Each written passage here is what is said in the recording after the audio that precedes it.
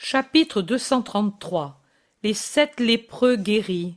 Jésus aux apôtres et à Marthe et Marie. Jésus, avec Pierre et Jude Thaddée, marche rapidement dans un endroit triste, pierreux, à côté de la ville. Comme je ne vois pas les verts oliviers, mais un monticule, ou plutôt des monticules, peu ou pas du tout verdoyants, qui sont au couchant de Jérusalem, parmi lesquels se trouve le triste Golgotha, je pense être vraiment en dehors du côté ouest de la ville. Nous pourrons donner quelque chose avec ce que nous avons pu acquérir. Ce doit être terrible de vivre dans des tombeaux l'hiver, dit le Thaddée, chargé de paquets comme les pierres. Je suis content d'être allé chez les affranchis pour avoir ces deniers pour les lépreux, pauvres malheureux. En ces jours de fête, personne ne pense à eux. Tout le monde jouit. Eux pensent à leur maison perdue. Hélas, si au moins ils croyaient en toi. Y croiront-ils, maître? Dit Pierre, toujours si simple, si attaché à son Jésus. Espérons-le, Simon, espérons-le. Prions en attendant. Et il continue en priant. La triste vallée de Hinnom se montre avec ses tombeaux de vivants. Allez en avant et donnez, dit Jésus. Les deux s'en vont en parlant à haute voix. Des visages de lépreux se font voir aux entrées des grottes et des abris. Pierre dit: Nous sommes les disciples du Rabbi Jésus. Il va venir, et il nous envoie pour vous donner de l'aide. Combien êtes-vous? 7 ici, 3 de l'autre côté, au-delà de Haine-Rogel, dit l'un d'eux au nom de tous. Pierre ouvre son paquet, le Thaddée le sien. Ils font 10 parts, du pain, du fromage, du beurre, des olives, l'huile. Où mettre l'huile qui est dans une petite jarre? Pierre dit: Que l'un de vous apporte un récipient là sur le rocher. Vous partagerez l'huile en frères que vous êtes, et au nom du Maître qui prêche l'amour envers le prochain. Cependant, un lépreux, en boitant, descend vers eux, qui sont allés près d'un large rocher, et il y pose une cruche ébréchée. Il les regarde pendant qu'ils versent l'huile, et demande avec étonnement: Vous n'avez pas peur d'être si près de moi? En effet, entre les apôtres et le lépreux, il n'y a que le rocher. Le Thaddée, avec sa dignité qui toujours en impose, dit: Nous n'avons peur, nous, que d'offenser l'amour. Lui nous a envoyés en disant de vous secourir, car celui qui appartient au Christ doit aimer comme le Christ aime. Que cette huile puisse ouvrir votre cœur, lui donner la lumière, comme si déjà elle était allumée dans la lampe de votre cœur. Le temps de la grâce est venu pour ceux qui espèrent dans le Seigneur Jésus. Ayez foi en lui. Lui est le Messie, et il guérit les corps et les âmes. Lui peut tout, car il est l'Emmanuel. Le lépreux reste avec sa cruche dans les mains et le regarde comme fasciné.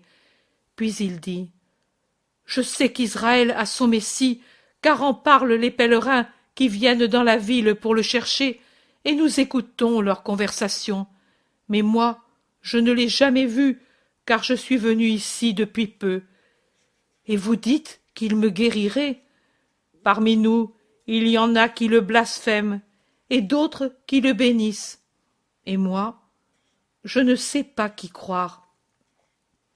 Ceux qui le maudissent, sont-ils bons? Non, ils sont cruels, et ils nous maltraitent. Ils veulent les meilleures places, et les parts les plus abondantes, et nous ne savons pas si nous pourrons rester ici à cause de cela. Le Thaddée dit encore: Tu vois donc que seul celui qui loge en lui l'enfer est le Messie. C'est que l'enfer se sent déjà vaincu par lui, et pour cela le hait. Mais moi, je te dis qu'il faut l'aimer, et avec foi, si on veut avoir du Très-Haut la grâce ici et au-delà de la terre. Si je voudrais avoir la grâce, je suis mariée depuis 2 ans, et j'ai un petit garçon qui ne me connaît pas. Je suis lépreux depuis peu de mois. Vous le voyez? En effet, il a peu de marques. Et alors, adresse-toi au maître avec foi. Regarde, il arrive. Avertis tes compagnons, et reviens ici.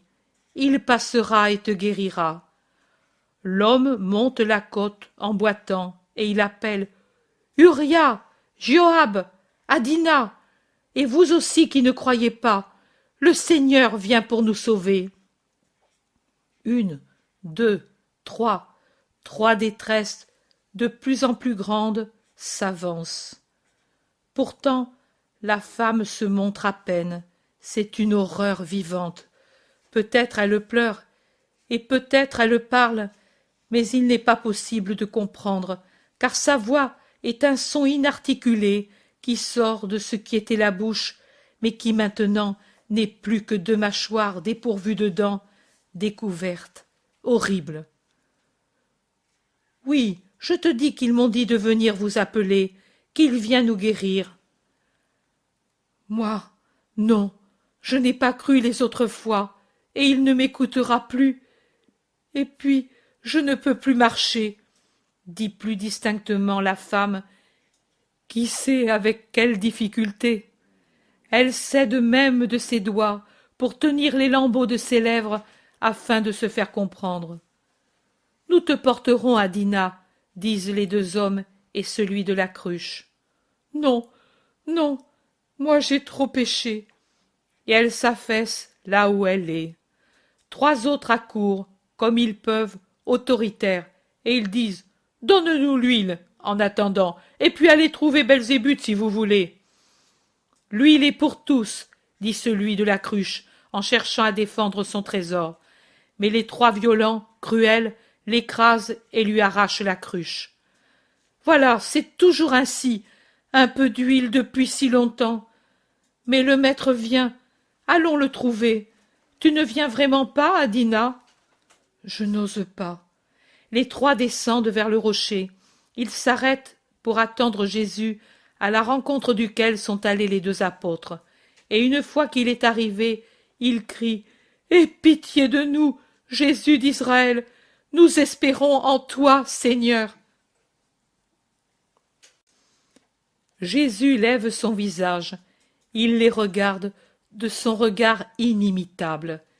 Il demande « Pourquoi voulez-vous la santé ?»« Pour nos familles, pour nous. C'est horrible de vivre ici. » « Vous n'êtes pas seulement chair, fils, vous avez une âme aussi, et elle a plus de valeur que la chair. C'est d'elle que vous devez vous préoccuper. Ne demandez donc pas seulement la guérison pour vous, pour vos familles, mais pour avoir le temps de connaître la parole de Dieu et de vivre pour mériter son royaume. Êtes-vous des justes?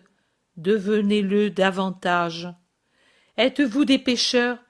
Demandez de vivre pour avoir le temps de réparer le mal que vous avez commis. Où est la femme? Pourquoi ne vient-elle pas? Elle n'ose pas affronter le visage du Fils de l'homme, alors qu'elle n'a pas craint d'avoir à rencontrer le visage de Dieu quand elle péchait. Allez lui dire qu'il lui a été beaucoup pardonné à cause de son repentir et de sa résignation, et que l'Éternel m'a envoyé pour absoudre tous les péchés de ceux qui se sont repentis de leur passé. Maître, Adina ne peut plus marcher. Allez l'aider à descendre ici et apporter un autre récipient. Nous vous donnerons encore de l'huile. Seigneur, il y en a à peine pour les autres, lui dit Pierre à voix basse pendant que les lépreux vont chercher la femme. Il y en aura pour tous, et foi, car il est plus facile pour toi d'avoir foi sur ce point qu'il ne l'est pour ces malheureux d'avoir foi que leur corps redevienne ce qu'il était.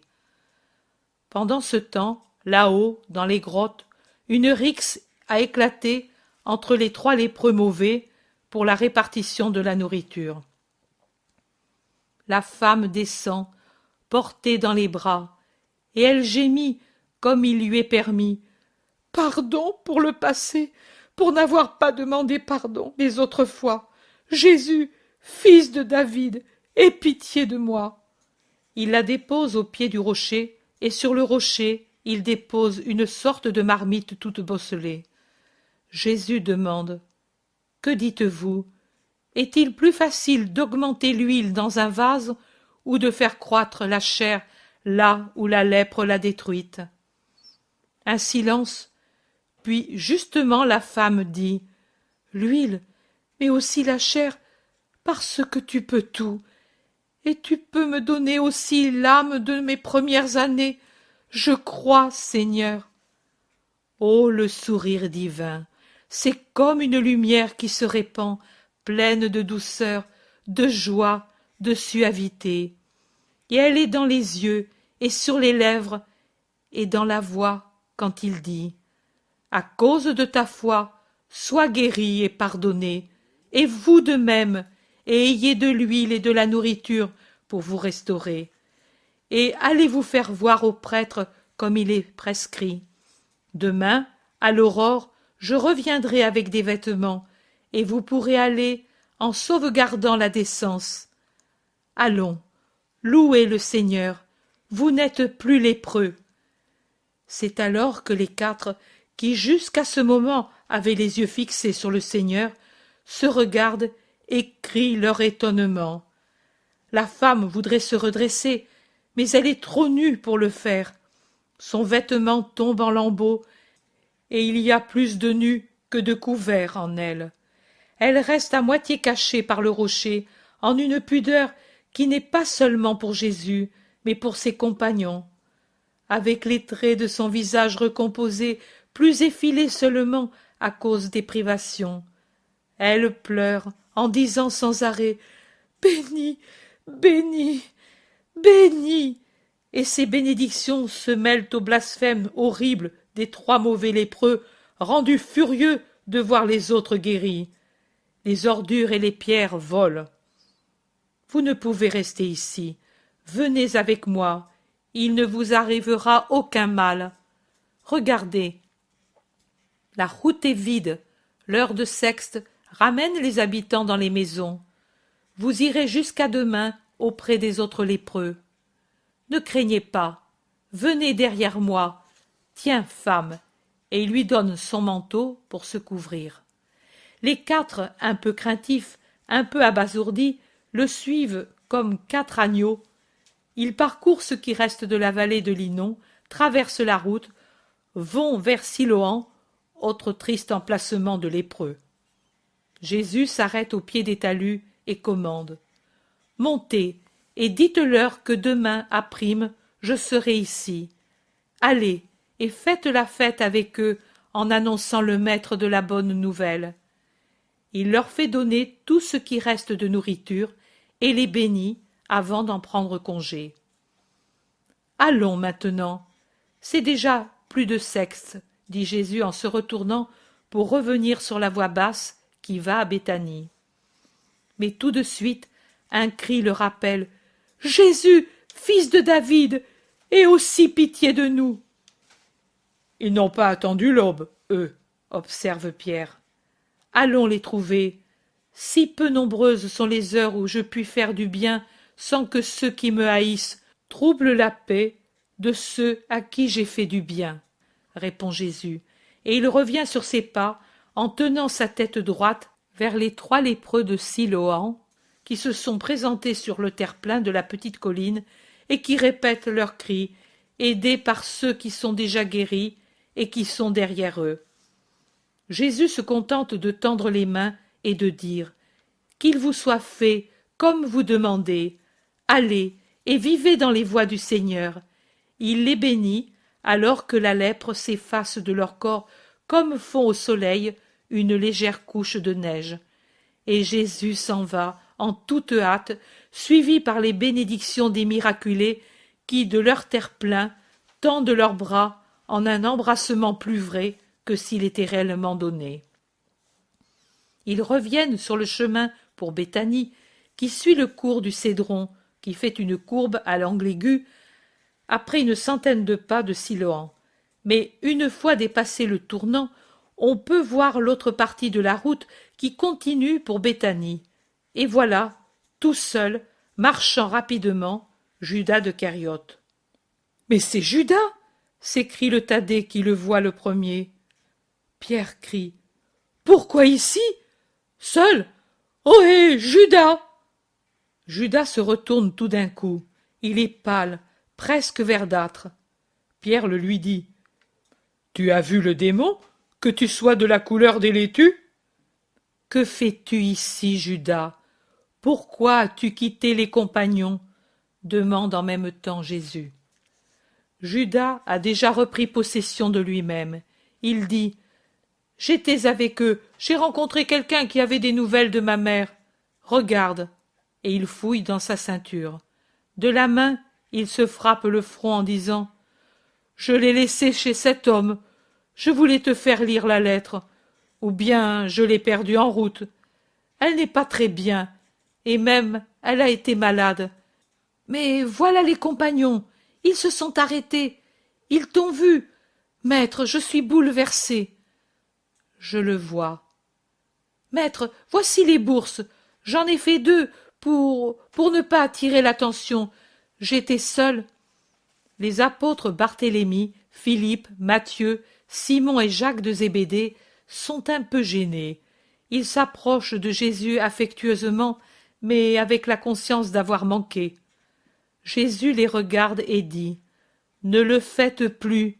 Il n'est jamais bon pour vous de vous séparer. Si je vous dis de ne pas le faire, c'est parce que je sais que vous avez besoin de vous soutenir mutuellement. Vous n'êtes pas assez fort pour pouvoir agir seul. Unis, l'un freine ou soutient l'autre. Divisés. Barthélemy intervient avec humilité et franchise. C'est moi, maître, qui ai donné le mauvais conseil, parce que nous nous sommes souvenus ensuite que tu avais dit de ne pas nous séparer, d'aller tous ensemble à Béthanie. Et Judas s'en était allé pour un juste motif, et nous n'avons pas songé à aller avec lui. Pardonne-moi, Seigneur. Bien sûr que je vous pardonne, mais je vous le répète, ne le faites plus. Réfléchissez qu'obéir sauve toujours, au moins d'un péché, celui de présumer d'être capable d'agir par soi-même. Vous ne savez pas combien le démon tourne autour de vous afin de saisir tous les motifs pour vous faire pécher et vous faire nuire à votre maître qui est déjà tellement persécuté. Ce sont des temps de plus en plus difficiles pour moi et pour l'organisme que je suis venu former.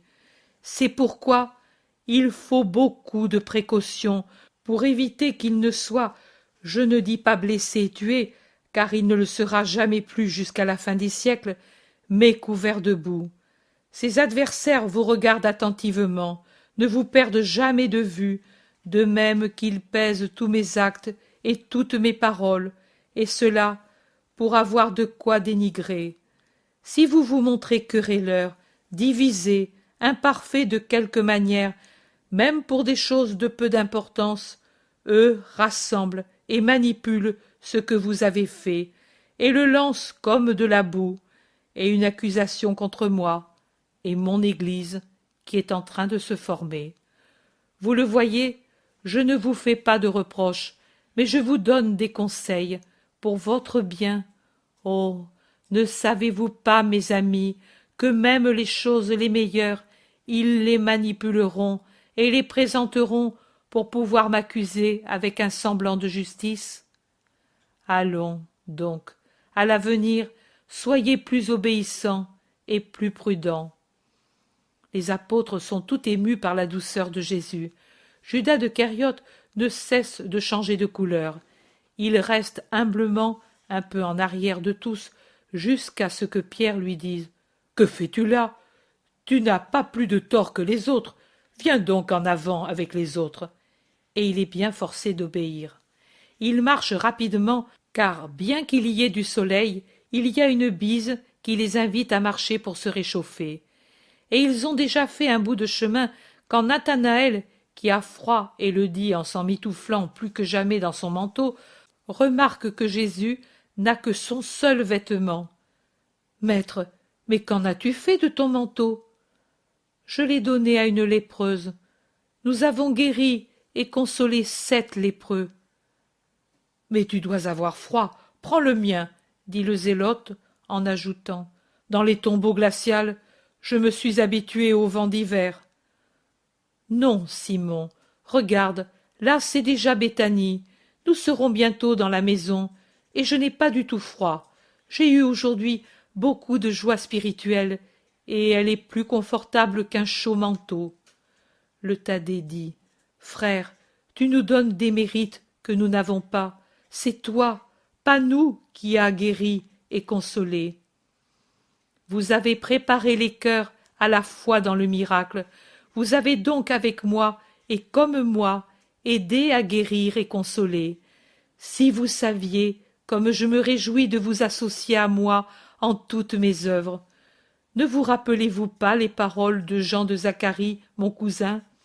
Il faut que lui croisse et que moi je diminue. Il le disait justement, car tout homme, si grand qu'il soit, fût-ce même Moïse et Élie, s'assombrit comme une étoile enveloppée par les rayons du soleil à l'apparition de celui qui vient des cieux et qui est plus que tout homme parce qu'il est celui qui vient du Père très saint. Mais moi aussi, fondateur d'un organisme qui durera autant que les siècles et qui sera saint comme son fondateur et chef, d'un organisme qui durera pour me représenter et sera une seule chose avec moi, de même que les membres et le corps de l'homme sont une seule chose avec la tête qui les domine. Moi je dois dire, il faut que ce corps s'illumine et que moi je perde mon éclat. Vous devrez me continuer. Moi, bientôt, je ne serai plus parmi vous, ici sur la terre, ici matériellement, pour diriger mes apôtres, les disciples et ceux qui me suivent. Je serai cependant spirituellement avec vous, toujours, et vos esprits sentiront mon esprit, recevront ma lumière. Mais vous devrez paraître en première ligne lorsque je serai retourné là d'où je suis venu. C'est pour cela que je m'applique graduellement à vous préparer à paraître les premiers. Vous me faites observer parfois, tu nous envoyais davantage les premiers temps. Vous deviez être connus.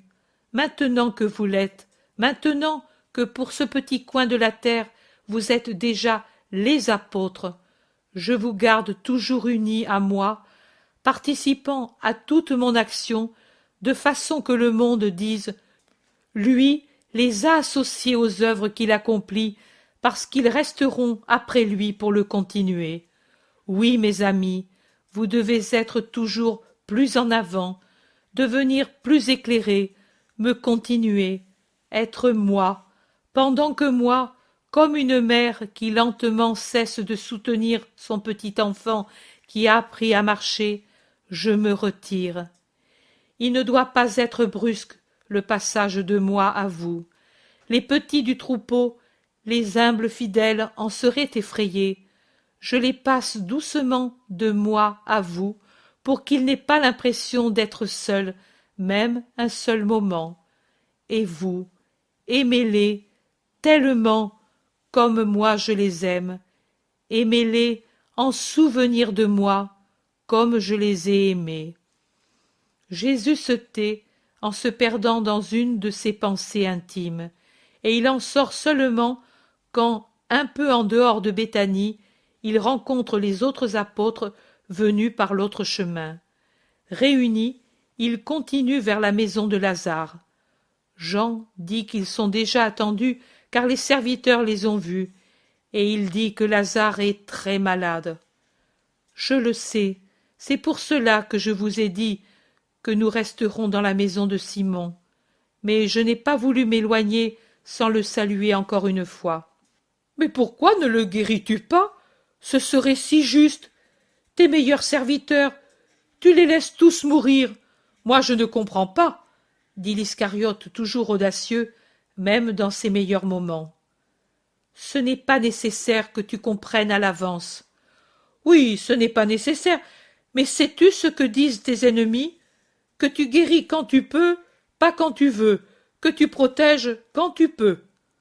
Ne sais-tu pas que ce vieillard de Técua est déjà mort, est mort assassiné. Mort? Qui? Eliana? Comment? Demandent-ils tous agités. Pierre demande seulement. Et comment le sais-tu? Je l'ai su par hasard, tout à l'heure, dans la maison où j'ai été, et Dieu sait que je ne mens pas. Il paraît que c'est un voleur, descendu en qualité de marchand, qui, au lieu de payer la place, l'a tué. Plusieurs disent. Pauvre vieux! Quelle vie malheureuse! Quelle triste mort! Tu ne parles pas, maître? Jésus répond. Il n'y a rien à dire, hormis que le vieillard a servi le Christ jusqu'à sa mort.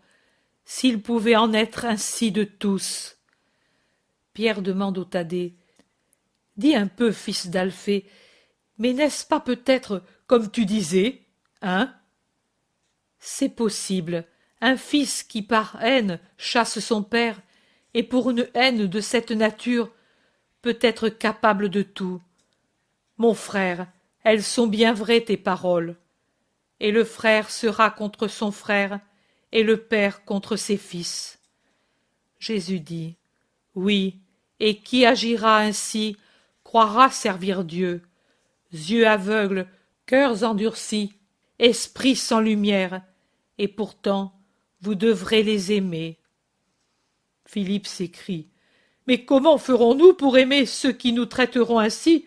Ce sera beaucoup si nous ne réagissons pas et si nous supportons leurs actions avec résignation. Je vous donnerai un exemple qui vous instruira.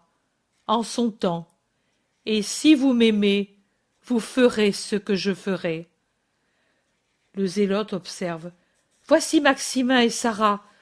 Lazare doit être bien mal si les sœurs ne viennent pas à ta rencontre.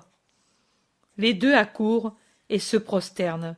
Même sur leurs visages, dans leurs vêtements, c'est l'aspect abattu qu'impriment la douleur et la lassitude aux membres des familles où on lutte contre la mort. Ils disent simplement « Maître, viens !» mais avec un air si affligé qu'il vaut plus qu'un long discours.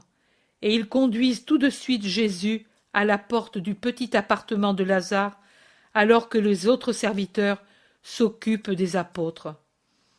Au léger coup donné à la porte, Marthe accourt et l'entr'ouvre en passant dans l'entrebâillement son visage amaigri et pâle. « Maître, viens, béni tu es. » Jésus entre, traverse la pièce qui précède celle du malade et entre dans la pièce elle-même. Lazare dort. Lazare, un squelette, une momie jaunâtre qui respire. C'est déjà une tête de mort, son visage, et dans le sommeil est encore plus visible sa destruction qui en fait déjà une tête décharnée par la mort.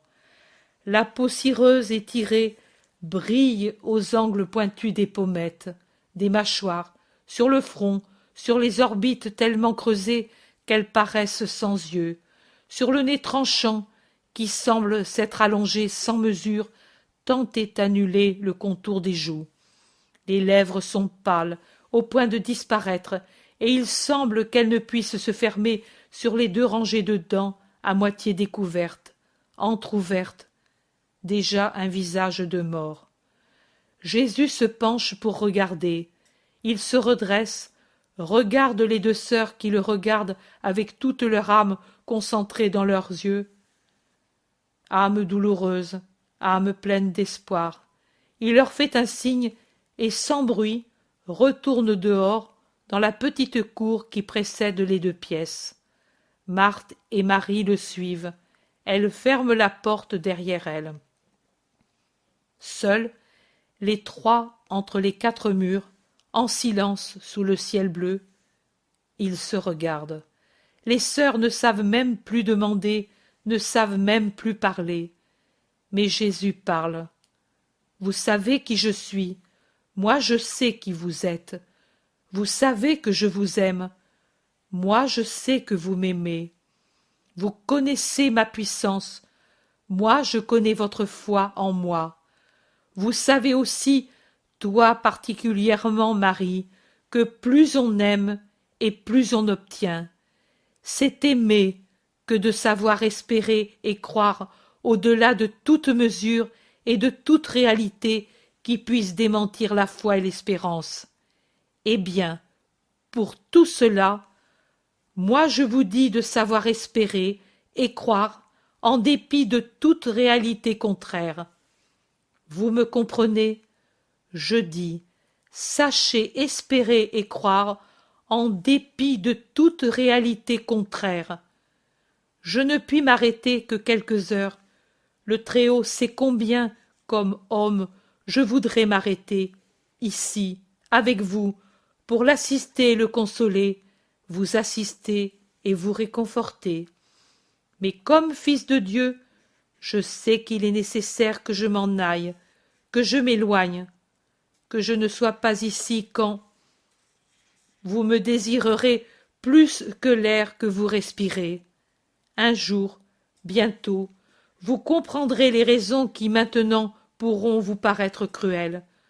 Ce sont des raisons divines, douloureuses pour moi, homme, comme pour vous, douloureuses maintenant parce que vous ne pouvez en embrasser la beauté et la sagesse. Et moi, je ne puis vous le révéler. Quand tout sera accompli, alors vous comprendrez et vous jouirez. Écoutez, quand Lazare sera mort, ne pleurez pas ainsi, alors faites-moi appeler tout de suite, et en attendant, occupez-vous des funérailles et invitez beaucoup de gens, comme il convient pour Lazare et pour votre maison.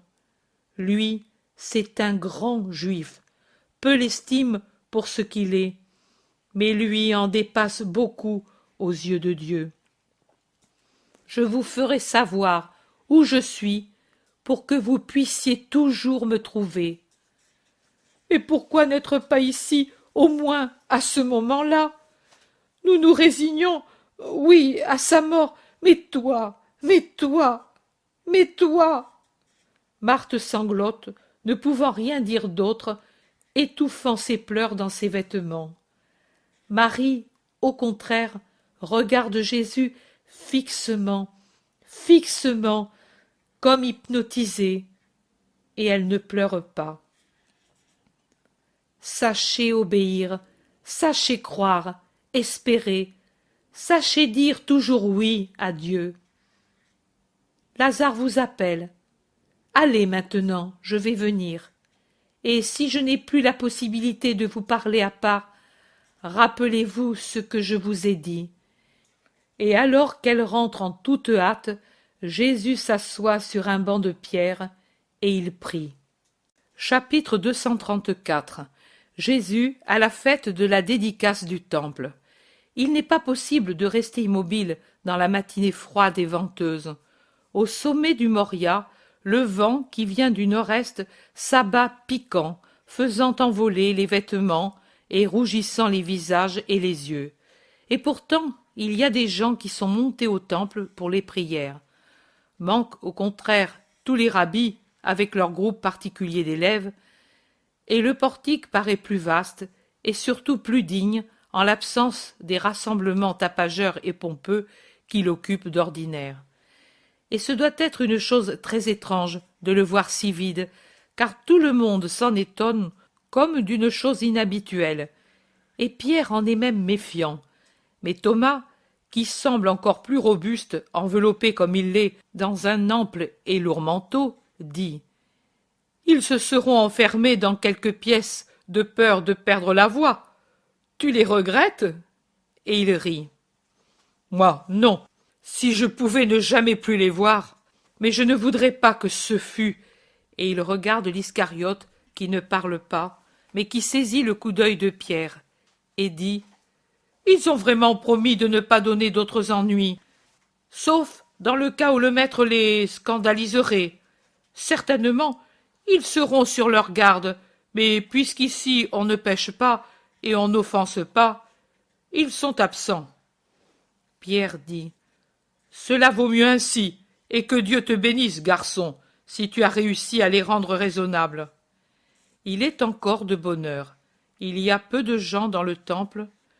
Je dis peu, et c'est ce qu'il me semble, étant donné son immensité qui, pour paraître plein, a besoin de masses de peuple. 200 ou 300 personnes ne se voient même pas dans cet ensemble de cours, de portiques, d'atriums, de corridors. Jésus, seul maître dans le vaste portique des païens, va et vient en parlant avec les siens et avec les disciples qu'il a déjà trouvés dans l'enceinte du temple. Il répond à leurs objections et à leurs questions, éclaire des points qu'eux n'ont pas su éclairer, pour eux-mêmes et pour les autres. Arrivent deux gentils, ils le regardent et s'en vont sans rien dire. Ils passent des gens attachés au temple, ils le regardent, mais ne disent rien, eux non plus. Quelques fidèles s'approchent, saluent, écoutent, mais ils sont encore peu nombreux. Barthélemy demande « Restons-nous encore ici ?»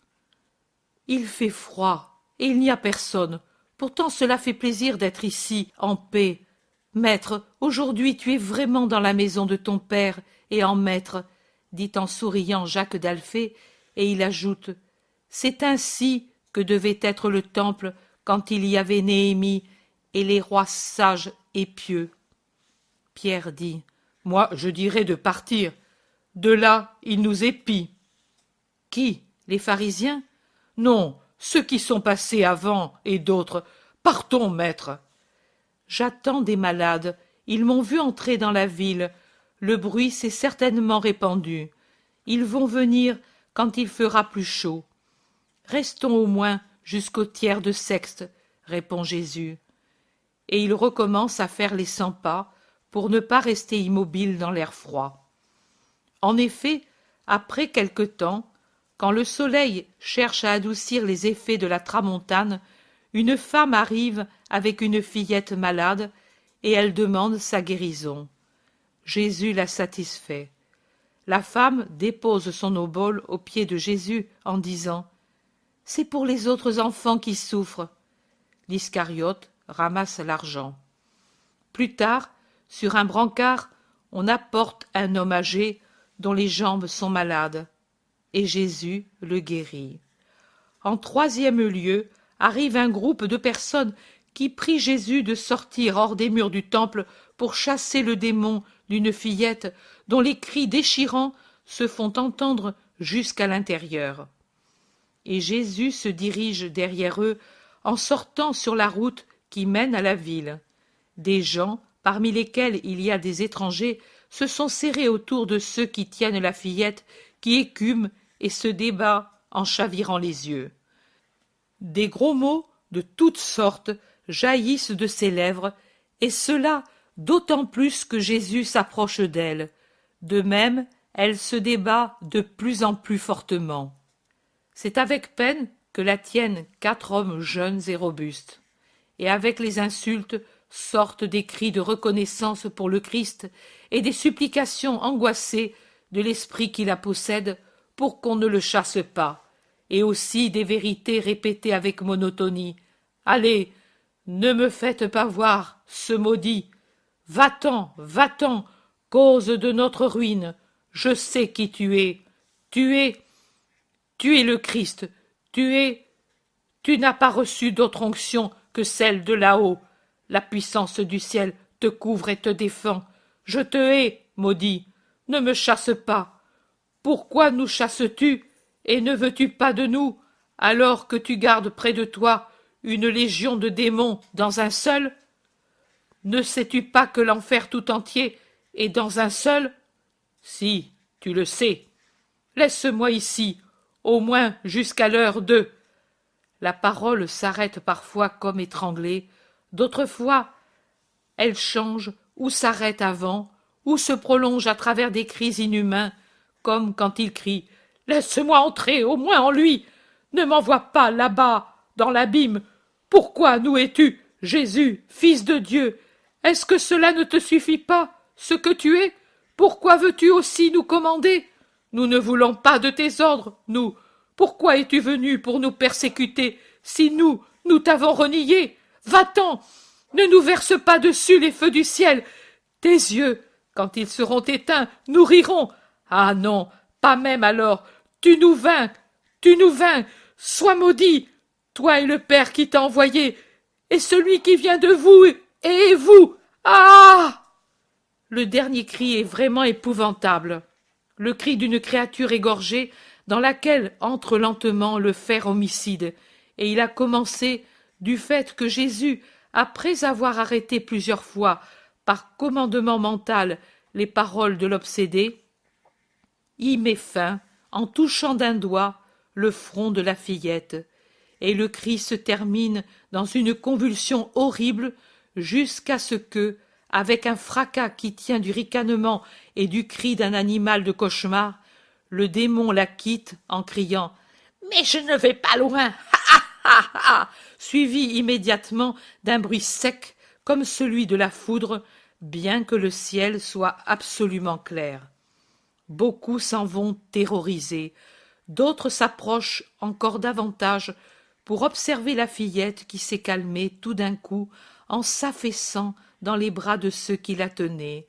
Elle reste ainsi quelques instants, et puis elle ouvre les yeux, sourit, se voit parmi les gens sans voile sur le visage et sur la tête, et elle baisse son visage pour le cacher sur le bras qu'elle lève. Ceux qui l'accompagnent voudraient qu'elle remercie le maître, mais il dit « Laissez-la dans sa pudeur, son âme me remercie déjà, reconduisez-la à sa maison, chez sa mère, c'est sa place de fillette. » Et il tourne le dos aux gens pour rentrer dans le temple à la place qu'il occupait. Pierre dit « Tu as vu, Seigneur, que plusieurs Juifs étaient venus derrière nous? J'en ai reconnu quelques-uns. Les voilà. Ce sont ceux qui nous épiaient avant. Regarde comme ils discutent entre eux. » Thomas dit « Ils sont en train de décider dans lequel d'entre eux le diable est entré. Il y a aussi Naoum, l'homme de confiance de Anna. C'est l'homme de la situation. » Oui, et tu n'as pas vu, parce que tu avais le dos tourné, mais le feu s'est ouvert justement sur sa tête, dit Entrée, qui en claque des dents. J'étais près de lui, et j'ai eu une peur. Matthieu dit, vraiment, ils étaient tous unis, eux. Pourtant, j'ai vu le feu s'ouvrir sur nous, et j'ai cru mourir. J'ai même tremblé pour le maître. Il paraissait vraiment suspendu au-dessus de sa tête. Mais non, moi au contraire, je l'ai vu sortir de la fillette et éclater sur le mur du temple, réplique Lévi, le berger disciple. Jésus dit, ne discutez pas entre vous, le feu n'a indiqué ni celui-ci, ni celui-là, il a été seulement le signe que le démon s'était enfui. André objecte, mais il a dit qu'il n'allait pas loin. Paroles de démon, il ne faut pas les écouter. Louons plutôt le Très-Haut pour ces 3 fils d'Abraham guéris dans leur corps et leur âme. Pendant ce temps, un grand nombre de Juifs sortis d'ici ou de là, mais il n'y a dans leur groupe ni un pharisien, ni un scribe, ni un prêtre, s'approchent de Jésus et l'entourent. Et l'un d'eux s'avance en disant « Que de grandes choses tu as faites en ce jour, vraiment des œuvres de prophètes et de grands prophètes, et les esprits des abîmes ont dit de toi de grandes choses, mais leurs paroles ne peuvent être acceptées, si ta parole ne les confirme pas. Nous sommes effrayés à cause de ces paroles, mais nous craignons aussi une grande tromperie, car on sait que Belzébuth est un esprit de mensonge. Nous ne voudrions pas nous tromper, ni être trompés. Dis-nous donc qui tu es, de ta bouche de vérité et de justice. Et ne vous l'ai-je pas dit de nombreuses fois qui je suis? Cela fait presque 3 ans que je vous le dis, et avant moi vous l'a dit Jean au Jourdain, et la voix de Dieu venue des cieux. C'est vrai, mais nous n'y étions pas les autres fois. Nous, toi qui es juste, tu dois comprendre notre angoisse. Nous voudrions croire en toi comme Messie, mais trop de fois, désormais, le peuple de Dieu a été trompé par de faux Christ. Console notre cœur qui espère et qui attend par une parole assurée, et nous t'adorerons. » Jésus les regarde sévèrement. Ses yeux semblent percer leur chair et mettre leur cœur à nu. Puis il dit, « En vérité, de nombreuses fois, les hommes savent mieux que Satan dire des mensonges. Non, vous ne m'adorerez pas. Jamais, quoi que je vous dise. Et même si vous arriviez à le faire, qui adoreriez-vous? Qui? Mais notre Messie. Vous voudriez tant? Qui est pour vous le Messie? Répondez, pour que je sache ce que vous valez. Le Messie? Mais le Messie est celui qui, par ordre de Dieu, réunira Israël dispersé et en fera un peuple triomphal sous le pouvoir duquel sera le monde. Et quoi? Tu ne sais pas ce qu'est le Messie? Je le sais, comme vous, vous ne le savez pas.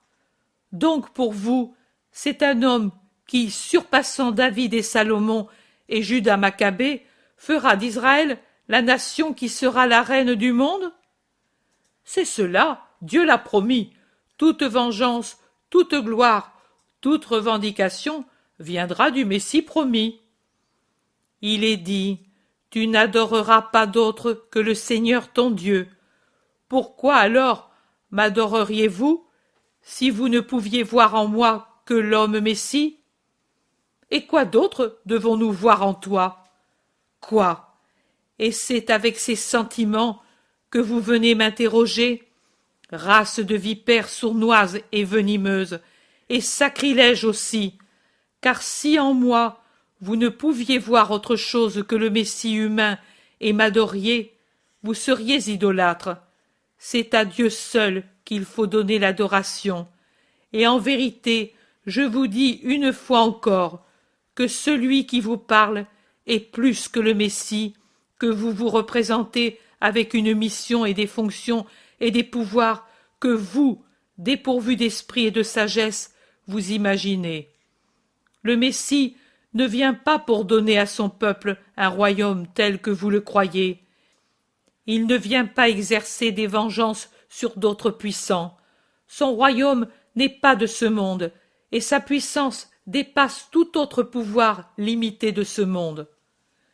Tu nous mortifies, maître, si tu es maître, et si nous sommes ignorants, pourquoi ne veux-tu pas nous instruire? Cela fait 3 ans que je le fais, et vous êtes de plus en plus dans les ténèbres parce que vous repoussez la lumière. C'est vrai, c'est peut-être vrai, mais ce qui a été dans le passé peut ne plus être dans l'avenir. Et quoi, toi qui as pitié des publicains et des courtisanes, et tu absous les pécheurs, veux-tu être sans pitié pour nous, seulement parce que nous avons la tête dure et que nous avons du mal à comprendre qui tu es? Ce n'est pas que vous avez du mal, c'est que vous ne voulez pas comprendre. Être hébété ne serait pas une faute. Dieu a tant de lumière qu'il pourrait faire la lumière dans l'intelligence la plus obtuse, mais pleine de bonne volonté. C'est elle qui manque en vous, et même vous avez une volonté opposée. C'est pour cela que vous ne comprenez pas qui je suis. C'est peut-être comme tu dis, tu vois comme nous sommes humbles, mais nous t'en prions, au nom de Dieu, réponds à nos questions. Ne nous tiens pas davantage en suspens. Jusqu'à quand notre esprit devra-t-il demeurer incertain? Si tu es le Christ, dis-le-nous ouvertement. Jésus répond à ses interlocuteurs. Je vous l'ai dit, dans les maisons, sur les places, sur les routes, dans les villages, sur les monts, le long des fleuves, en face de la mer, devant les déserts, dans le temple, dans les synagogues, sur les marchés, je vous l'ai dit, et vous ne croyez pas. Il n'y a pas de lieu en Israël qui n'ait entendu ma voix, jusqu'aux lieux qui portent abusivement le nom d'Israël depuis des siècles, mais qui se sont séparés du temple, jusqu'aux lieux qui ont donné leur nom à notre terre, mais qui, de dominateurs, sont devenus sujets, et qui pourtant ne se libérèrent jamais complètement de leur erreur pour venir à la vérité, jusqu'à la Syrophénicie, que fuient les rabbis comme une terre de péché. Tous ont entendu ma voix et appris mon existence. Je vous l'ai dit, et vous ne croyez pas à mes paroles. J'ai agi, et à mes actions, vous n'avez pas apporté votre pensée avec un esprit bon. Si vous l'aviez fait avec l'intention droite de vous renseigner sur moi, vous seriez arrivé à avoir foi en moi, car les œuvres que je fais au nom de mon Père témoignent de moi. Les gens de bonne volonté qui sont venus à ma suite parce qu'ils m'ont reconnu comme pasteur ont cru à mes paroles et au témoignage que donnent mes œuvres. Et quoi? Croyez-vous peut-être que ce que je fais n'a pas pour but votre intérêt, l'intérêt de toutes les créatures? Détrompez-vous, et ne pensez pas que l'intérêt est donné par la santé de l'individu retrouvé par ma puissance, ou la libération de l'obsession ou du péché de tel ou tel. Cela est un intérêt limité à l'individu. C'est trop peu de choses en comparaison de la puissance qui se trouve libérée et de la source surnaturelle, plus que surnaturelle, divine, qui la libère pour que ce soit l'unique intérêt. Il y a l'intérêt collectif des œuvres que je fais, l'intérêt d'enlever tout doute à ceux qui sont incertains, de convaincre ceux qui sont opposés en plus que celui de renforcer toujours plus la foi des croyants. C'est pour cet intérêt collectif, en faveur de tous les hommes présents et à venir, car mes œuvres apporteront leur témoignage sur moi auprès des générations à venir et les convaincront à mon sujet. C'est pour cela que mon Père me donne la puissance de faire ce que je fais. Rien ne se fait sans une fin qui soit bonne dans les œuvres de Dieu. Souvenez-vous-en toujours, méditez cette vérité. Jésus s'arrête un moment. Il fixe son regard sur un juif qui se tient la tête inclinée, et il dit ensuite: « Toi qui es en train de réfléchir ainsi, toi dont le vêtement est couleur d'olive mûre, toi qui te demandes si Satan aussi a été créé pour une bonne fin, ne fais pas le sot pour t'opposer à moi et chercher l'erreur dans mes paroles. Je te réponds que Satan n'est pas l'œuvre de Dieu, mais de la libre volonté de l'ange rebelle. Dieu en avait fait son ministre glorieux et l'avait donc créé pour une bonne fin. Voilà, toi maintenant, en parlant à ton moi, tu dis: alors Dieu est sot, puisqu'il avait donné la gloire à un futur rebelle et confié ses volontés à un désobéissant. Je te réponds: Dieu n'est pas sot, mais parfait dans ses actions et ses pensées. Il est le tout parfait. Les créatures sont imparfaites, même les plus parfaites. Il y a toujours en elles un point d'infériorité par rapport à Dieu. Mais Dieu qui les aime a accordé aux créatures le libre arbitre pour que par lui la créature se perfectionne dans les vertus et se rende ainsi plus semblable à Dieu son Père. Et je te dis encore, ô moqueur et astucieux, chercheur de péché dans mes paroles, que du mal qui s'est volontairement formé, Dieu tire encore une bonne fin, celle de servir à rendre les hommes possesseurs d'une gloire méritée. Les victoires sur le mal sont la couronne des élus. Si le mal ne pouvait susciter une bonne conséquence pour ceux qui sont de bonne volonté, Dieu l'aurait détruit, car rien de ce qui est dans la création ne doit être dépourvu d'incitation ou de conséquences bonnes. Tu ne réponds pas. Il t'est dur de devoir proclamer que j'ai lu dans ton cœur et que j'ai triomphé des suppositions injustes de ta pensée tortueuse. Je ne te forcerai pas à le faire. En présence de tant de monde, je te laisserai dans ton orgueil. Je ne réclame pas que tu me proclames victorieux, mais quand tu seras seul avec ceux qui te sont semblables et avec ceux qui vous ont envoyés, alors avoue aussi que Jésus de Nazareth a lu les pensées de ton esprit et a étranglé tes objections dans ta gorge par la seule arme de sa parole de vérité.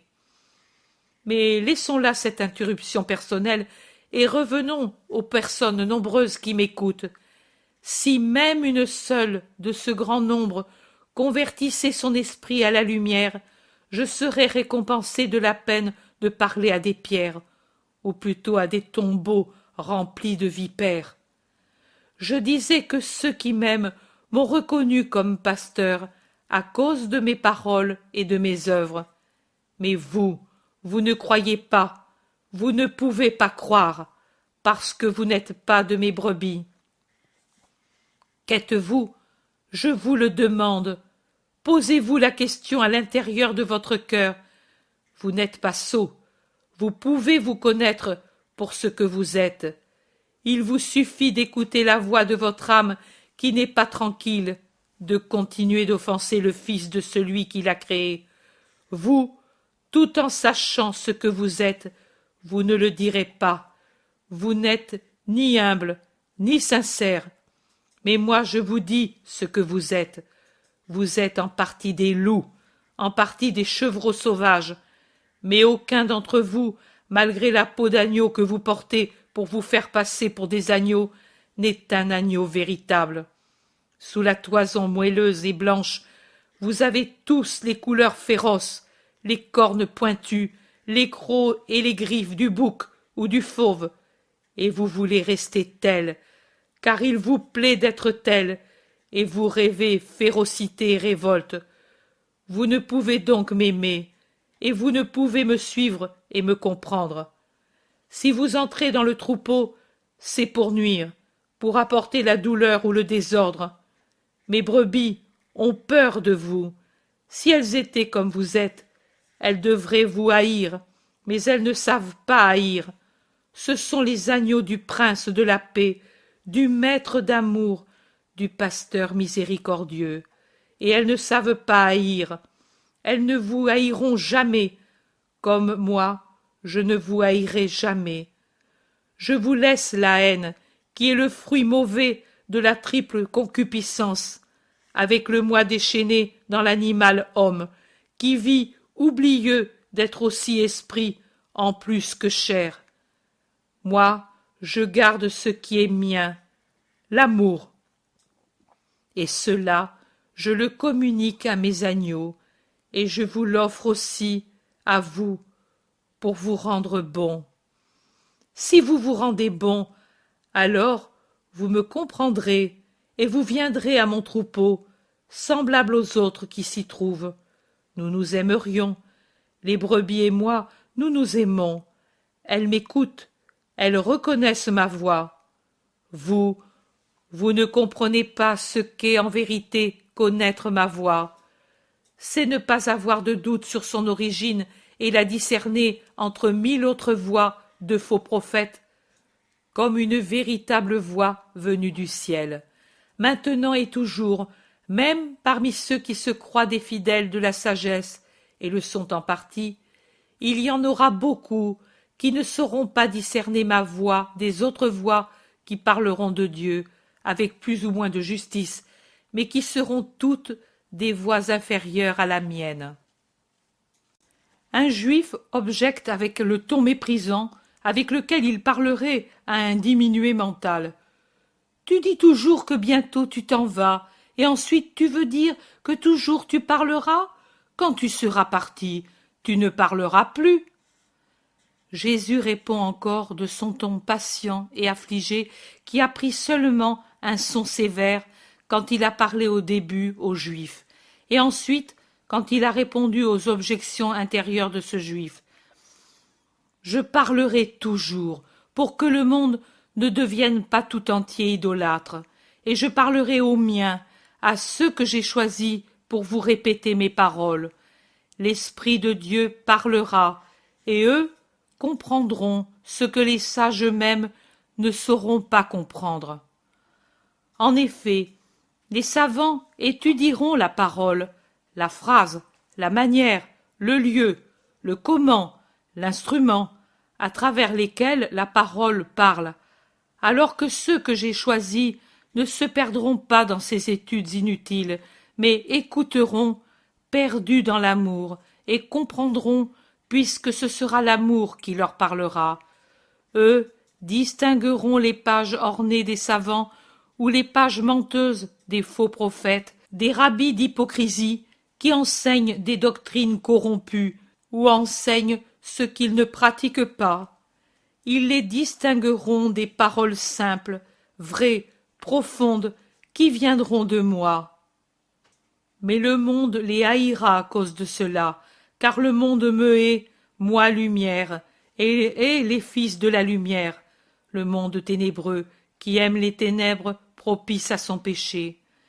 Mes brebis me connaissent et me connaîtront, et me suivront toujours, même sur les chemins sanglants et douloureux que je parcourrai le premier, et que parcourront après moi, les chemins qui conduisent les âmes à la sagesse, les chemins que le sang et les pleurs de ceux qui sont persécutés, parce qu'ils enseignent la justice, rendent lumineux, parce qu'ils brillent dans le brouillard des fumées du monde et de Satan, et sont comme des sillages d'étoiles pour conduire ceux qui cherchent la voie, la vérité, la vie, et ne trouvent personne pour les y conduire.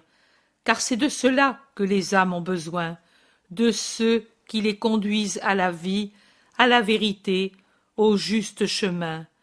Dieu est plein de pitié pour ceux qui cherchent et ne trouvent pas, non pas par leur faute, mais par la paresse des pasteurs idoles.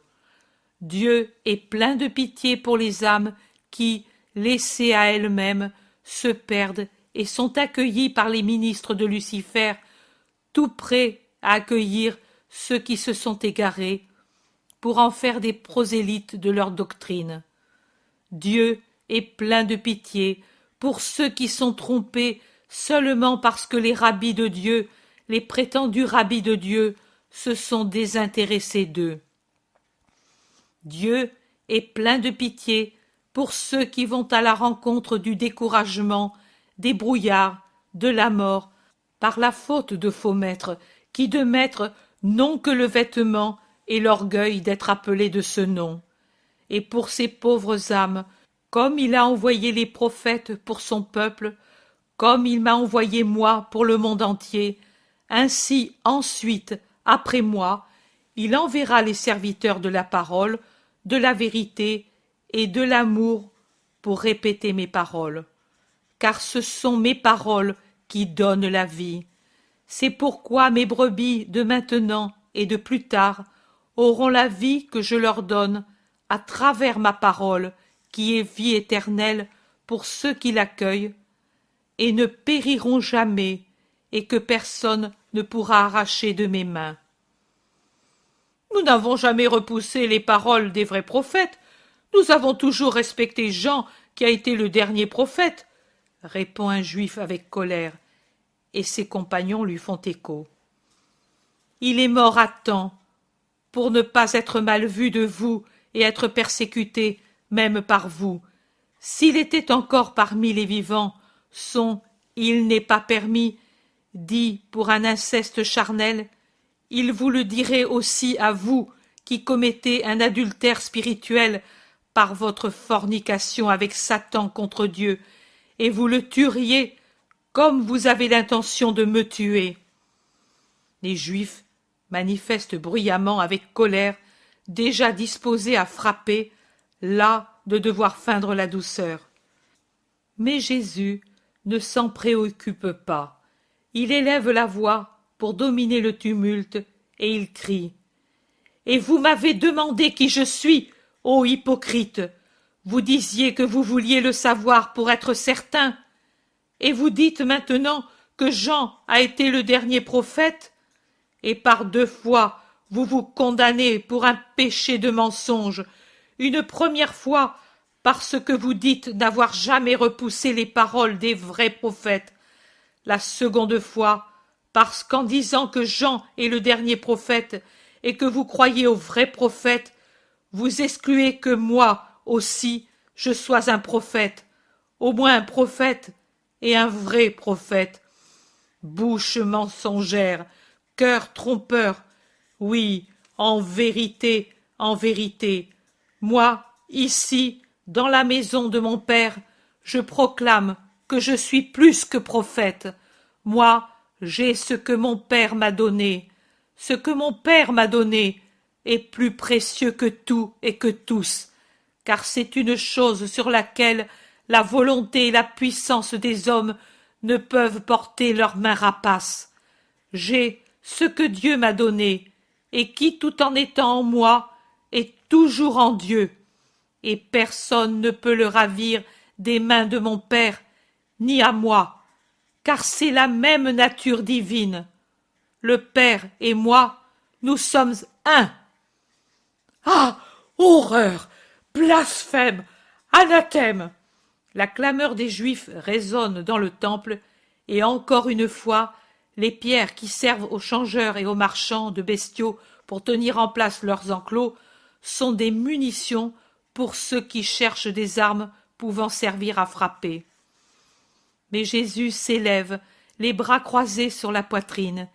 Il est monté sur un banc de pierre pour être encore plus haut et plus visible, et de là, il les domine des rayons de ses yeux de saphir. Il domine et darde ses regards. Il est si majestueux qu'il les paralyse. Au lieu de lancer les pierres, il les jette ou les garde dans leurs mains, mais sans avoir désormais l'audace de les lancer contre lui. Même la clameur se calme pour faire place à une frayeur étrange. C'est vraiment Dieu qui se manifeste dans le Christ.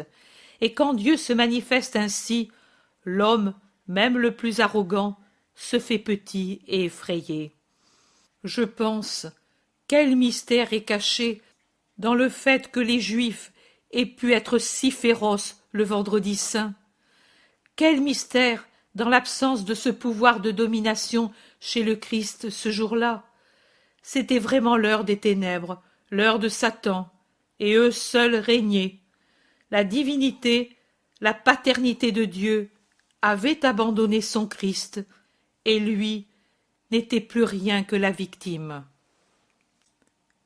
Jésus reste ainsi quelques minutes, puis il recommence à parler à cette foule vendue et lâche qui a perdu toute arrogance par le seul fait d'avoir vu un éclair divin. « Eh bien, que voulez-vous faire? Vous m'avez demandé qui j'étais. Je vous l'ai dit. Vous êtes devenus furieux. Je vous ai rappelé ce que j'ai fait. Je vous ai fait voir et vous rappeler beaucoup d'œuvres bonnes provenant de mon Père et accomplies grâce au pouvoir qui me vient de mon Père. Pour laquelle de ces œuvres me lapidez-vous? Pour avoir enseigné la justice? Pour avoir apporté aux hommes la bonne nouvelle? Pour être venu vous inviter au royaume de Dieu? Pour avoir guéri vos malades? Rendu la vue à vos aveugles? Donné le mouvement aux paralytiques? La parole aux muets? Pour avoir délivré les obsédés? Ressuscité les morts? Pour avoir fait du bien aux pauvres? Pardonné aux pécheurs? Aimer tout le monde, même ceux qui me haïssent, vous et ceux qui vous envoient? Pour laquelle de ces œuvres voulez-vous donc me lapider? Ce n'est pas pour les œuvres bonnes que tu as faites que nous te lapidons, mais pour ton blasphème, parce qu'étant homme, tu te fais Dieu. N'est-il pas écrit dans votre loi, j'ai dit, vous êtes des dieux et des fils du Très-Haut? Maintenant, s'il a appelé Dieu ceux auxquels il a parlé pour leur donner un ordre, celui de vivre de façon que la ressemblance et l'image de Dieu qui est dans l'homme apparaissent manifestement et que l'homme ne soit ni un démon ni une brute, si les hommes sont appelés des dieux dans l'Écriture, tout inspiré par Dieu, et pour cela l'Écriture ne peut être modifiée ni annulée selon le plaisir et l'intérêt de l'homme, pourquoi dites-vous que je blasphème? Moi, que le Père a consacré et envoyé dans le monde, parce que je dis « Je suis le Fils de Dieu ». Si je ne faisais pas les œuvres de mon Père, vous auriez raison de ne pas croire en moi. Mais moi, je les fais, et vous ne voulez pas croire en moi. Alors, croyez au moins à ces œuvres, afin que vous sachiez et reconnaissiez que le Père est en moi, et que je suis dans le Père. La tempête des cris et des violences recommence plus forte qu'auparavant.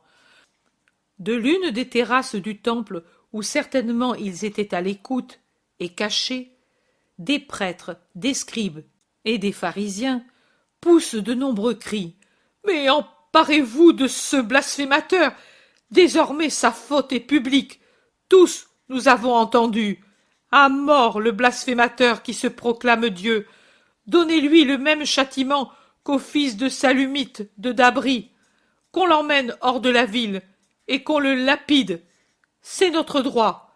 Il est dit que le blasphémateur soit mis à mort. » Les cris des chefs excitent la colère des Juifs qui tentent de s'emparer de Jésus et de le remettre lié aux mains des magistrats du temple qui sont en train d'accourir, suivis par les gardes du temple. Mais plus rapides qu'eux sont encore une fois les légionnaires. Surveillant depuis l'Antonia, ils ont suivi le tumulte et ils sortent de leur caserne pour venir à l'endroit où on crie. Et ils n'ont de respect pour personne.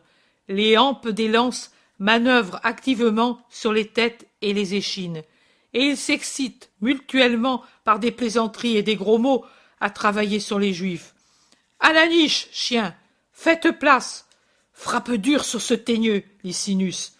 Partez! La peur vous rend puant plus que jamais. Mais que mangez-vous, corbeau, pour sentir si mauvais? Tu parles bien, Bassus, ils se purifient, mais ils empestent. Regarde là ce gros nez. Au mur, que nous prenions vos noms. Et vous, hibou, descendez de là-haut. Désormais, nous vous connaissons. Le centurion aura rédigé un beau rapport pour le chef. Non, celui-là, laisse-le, c'est un apôtre du rabbi. Tu ne vois pas qu'il a une figure d'homme et non de chacal? Regarde comme il s'enfuit de ce côté. Et laisse-les aller. Pour les persuader, il faudrait les enfiler tous sur nos lances. Alors seulement nous les aurions domptés. Si cela pouvait être demain. Ah, mais toi tu es pris, et tu ne t'échappes pas. Je t'ai vu, tu sais. La première pierre, c'était la tienne. Tu en répondras d'avoir frappé un soldat de Rome. Celui-ci aussi, il nous a maudits en insultant les enseignes. Ah oui, vraiment, viens, nous te les ferons aimer dans nos prisons. » Ainsi, en les chargeant et en les raillant, en arrêtant certains, en mettant les autres en fuite, les légionnaires dégagent la vaste cour. Mais c'est quand les Juifs voient arrêter réellement deux des leurs qu'ils se dévoilent pour ce qu'ils sont, lâches, ou bien ils s'enfuient en caquetant comme une volée de poulets qui voit descendre l'épervier, ou bien ils se jettent aux pieds des soldats pour implorer la pitié avec une servilité et des flatteries révoltantes. Un vieux ridé, un des plus acharnés contre Jésus, s'accroche au mollet d'un gradé en l'appelant « magnanime et juste ». Le gradé s'en dégage par une vigoureuse secousse qui envoie rouler le Juif à 3 pas en arrière, et il crie « Va-t'en, vieux renard teigneux !» Et se tournant vers un compagnon et montrant son mollet, il dit « Ils ont des ongles de renard et de la bave de serpent. Regarde ici, par Jupiter Maximus. Maintenant, je m'en vais tout de suite au terme pour effacer les marques de ce vieux baveux. » Et réellement, il s'en va fâché, avec son mollet tout éraflé. J'ai tout à fait perdu Jésus de vue. Je ne pourrais dire où il est allé, par quelle porte il est sorti. J'ai seulement vu, pendant quelque temps, émerger et disparaître dans la confusion les visages des 2 fils d'Alphée et de Thomas qui luttaient pour se frayer un chemin, et ceux de quelques disciples bergers occupés au même travail. Puis eux aussi sont disparus, et il ne m'est resté que les dernières criailleries des perfides juifs occupés à courir çà et là pour empêcher les légionnaires de les arrêter et de les reconnaître. J'ai l'impression que pour les légionnaires ce fut une fête de pouvoir flanquer une raclée aux Hébreux pour se dédommager de toute la haine dont ils sont gratifiés.